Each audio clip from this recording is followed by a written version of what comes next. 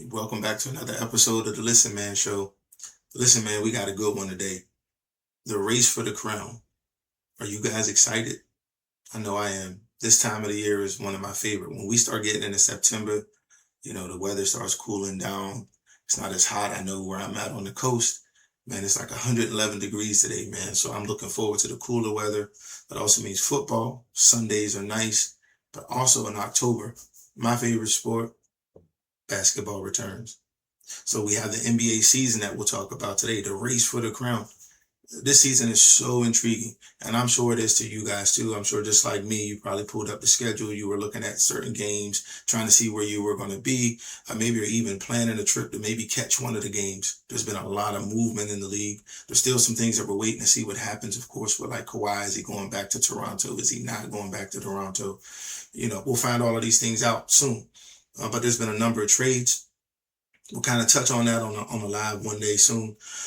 But for right now, listen, it's going to be an exciting season. So today, I just wanted to kind of go through some of these games. Let's take a look at some of the games that stand out to me, and you tell me in the comments what games stand out to you. Which ones are you looking forward to seeing as the season goes on?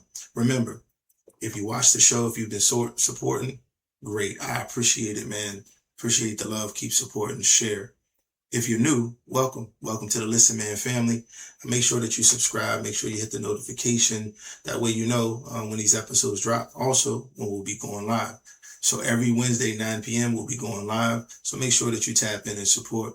And if you follow me on the IG, Listen Man for Fans, make sure that you drop a comment. Let me know what you think about the show. If you have any ideas for any future shows or questions, who knows? Maybe they'll show up on an episode. Maybe we'll talk about it on a live. But you got to tune in to find out if what you're thinking actually gets discussed. So 2026-27 NBA season, man, it's going to be a good one. Like I said, a lot of moving parts, a lot of changes. I'm just looking forward to seeing some basketball. And I think the NBA is finally starting to get a little bit of parity to some degree. And so I'm excited about that. But we're going to talk about later in another episode some of the team changes and the breakdowns. That's kind of been a hot topic that people have been talking about. Of course, LeBron going to Philadelphia. What would that team look like? What's going to happen with them? Right? You still have the Knicks. They lost a couple of key pieces from their championship run. Are they going to be able to still be in the mix and get back there, still be contenders? You have changes out west with LA now losing LeBron. How are they going to be able to handle these changes? What are they going to look like? But then you have the powerhouses in my mind, the ones that we know are going to be right in the mix. Oklahoma City, they're going to get healthy now. They've had some time for the first time in a couple of years to really have a number of months off to just really get healthy. They've reloaded. They got great draft picks. So they're going to be back in the mix. I pretty much expect them to be number one or number two in the West, maybe even have the best record in the league this year. I expect them to kind of come back with a vengeance, right? San Antonio, I expect them, that sting. Anybody that played ball, that sting when you feel like you let something slip through your hands. And they had a lead every single finals game. They let it slip. So I'm sure that sting hurts. And we'll find out if that sting actually paralyzes them or if that sting actually motivated them to get even better. They have a few additions too that I think are going to make it really, really good. So we're going to talk about all of these teams in an upcoming show. I'm thinking about maybe even doing it on a live, but we'll find out. But we'll dissect those things a little bit later. But for today, we just want to highlight a few of the games that we can look out for. And then I want to get your thoughts on what you think. So let's go ahead and pull that schedule up. Let's take a look, all right? Opening night. This might be one of the best opening nights that I can remember in a long time. And I've been watching the NBA for a long time. But this might be one of the best opening nights ever. So it's going to start, right? We have a triple header. We have the Celtics versus the Pistons. Should be a good one. That's kind of a good appetizer, right? Kind of get our taste buds wet a little bit. We'll get a chance to see a more healthy Jason Tatum. We'll get a chance to see what Detroit's going to be. They've added some, but they've also lost some. Then you have the 76ers and the Knicks. So this is a great entree, right? The 76ers and the Knicks, and it's in New York. Man, I know my friends that are from New York that are Knicks fans are going to be going crazy for this one. We know that the Garden is going to be packed out. We know people are going to be losing their mind, right? LeBron James, Jaylen Brown, the Sixers coming to town for the first game, opening night. So we know what that's going to be. It's going to be electric. It's going to be crazy. And everybody's going to tune in for that one. Then we have the dessert. The dessert is going to be the Thunder versus the Spurs. So the Western Conference Finals. This also should be just as compelling as the Knicks 76er game. So I'm looking forward to opening night. So make sure you clear your calendar. Make sure you have plenty of snacks. Make sure you have plenty of drinks. Make sure that you can just kind of stew, because it's going to be a few hours of just watching some hopefully good basketball. I'm hoping there's no blowouts, but it is opening day. You never know how these things work out. But on paper, opening night, tip-off is going to be something special. So how are you guys feeling about opening night? Make sure you let me know. All right, so here's some of the special games, right? Of course, the NBA is going to be going overseas for some games: Mexico City, Paris, Manchester. I did an episode on the NFL, doing some things overseas. You can check that episode out, see my thoughts on that. For the NBA, my thoughts were a tiny bit different, only because the NBA has so many more games, so there's more opportunity for the NBA to adjust to travel and then coming back. The NBA already rests a lot of players. Whether you like it or not, they do. And so if they had to travel and rest some, they could do that. So those games don't really attract or do anything for me. Maybe they appeal to you.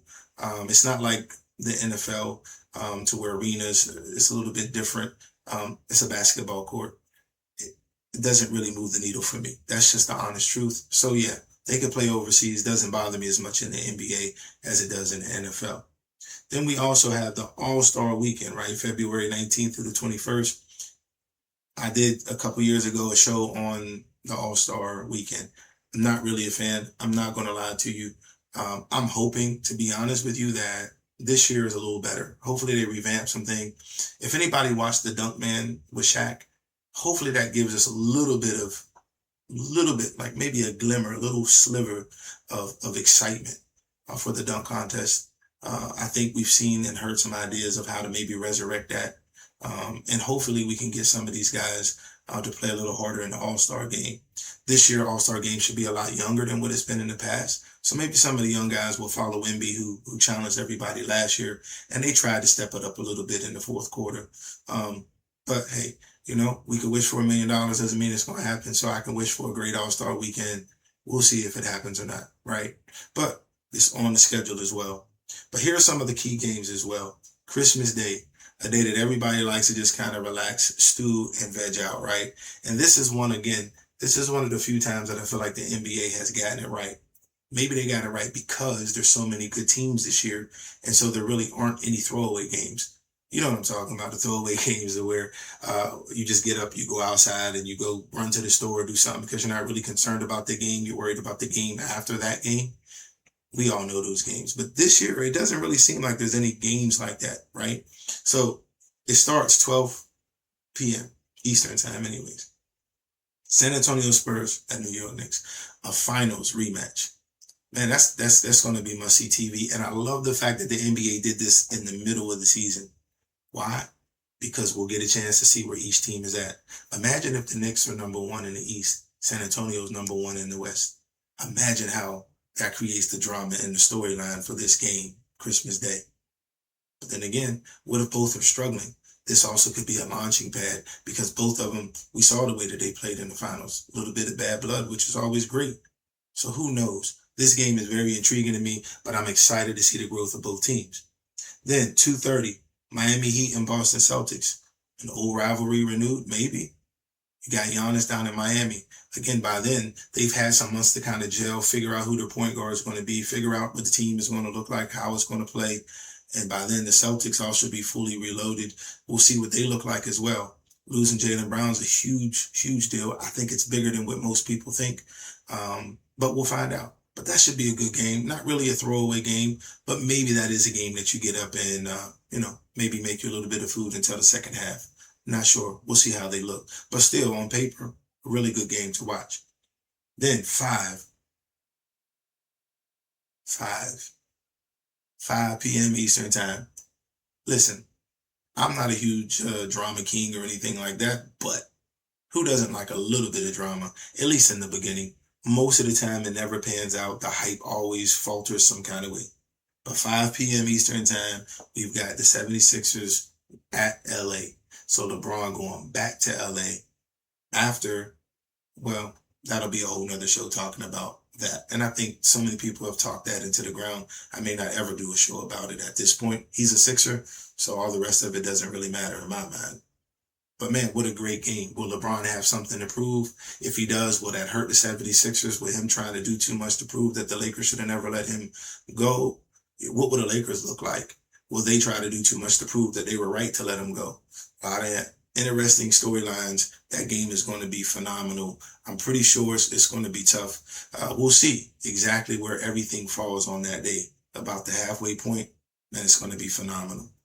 Then, 8 p.m. Eastern time, we have OKC versus Minnesota. This one I'm excited about as well. Young guns ripping and running. Now with Ball being with Minnesota, I'm looking forward to seeing how that works out. By that time in December, they should have had some chemistry build up, and we'll get a chance to see what Minnesota looks like. Minnesota has always been that team that's like right there. And then towards the end, for some reason, they just can't seem to get over that hurdle. I'm hoping at some point they do. As I've said before, and Edwards is one of my favorite players in the league, man, and I would love to see him get over the hurdle. That'll be a topic that we'll talk about another day as well. When it comes to player development, we'll talk about those things. But I love Edwards. I'm curious to see what Minnesota looks like, and we know that he always steps up his game when he plays against Shea and all these upper echelon players too. So that should be a good one too. And then we'll end the night with the Denver Nuggets and Golden State Warriors. So some people may look at that on paper and be like, man, that's not really that great of a game. But in actuality, it is, because you got Denver. Look, they have to do something right now, or they run the risk of losing Jokic. Man, could you imagine that? To have one of the best players in the league voluntarily leave because he doesn't feel like the organization is doing enough around him. And then you have Golden State. Always seem to be in the mix some way. That's if they can stay healthy. They start out always like a firecracker, like a rocket, right? Shooting straight up. And then injuries begin to start plaguing them, and then they kind of fall back to the earth. But it'll be exciting if they can stay healthy with the pieces that they've added, with some of the veterans that they have. If they can keep Porzingis healthy, that could be a huge addition for them. That can open things up. So we'll see what happens. So that's the nightcap. Maybe that's one that you run down into your local creamery or Dairy Queen or something and go get you some ice cream or whatever your favorite dessert is. And then you come back and you catch that one in the second half. But overall, I give Christmas Day an 8 out of a 10 as far as games. Now, the games themselves will determine whether or not it turns out to be a good thing, right? Hopefully, no blowouts. That's what we all want. So that's really the first half of the season. So right now, we're excited about it. I know you are. And we'll recap the second half of the season towards December, January, right after that All-Star break in January, February. We'll kind of recap the final stretch around that time. Right now, we just want to focus on the first half because the season hasn't even started yet. So tell me, who's your team? Who are you rooting for? What storyline are you most looking forward to seeing play out this season in the NBA? Well, make sure that you leave a comment. DM me if you want to, and we'll do a live on it. And maybe we'll talk about it, and then we can have a nice conversation about some of the storylines that the NBA is going to have. But the race for the crown is on, isn't it? And it's exciting to see the young players advancing. We're going to be able to see some teams maybe jump up a few spots better than what they were last year. Maybe some resurgence of some teams of old. And then we'll see some consistently good teams hopefully become even better as the league pushes forward. So listen, as I always say, man, I hope you guys have a great day. Thanks for spending a little time with your boy here on the Listen Man Show. I'll always end the show by simply saying, keep good people around you. Stay positive. If you have good, positive people around you, good, positive things are going to happen. So until the next show, make sure you tap in as I fade away.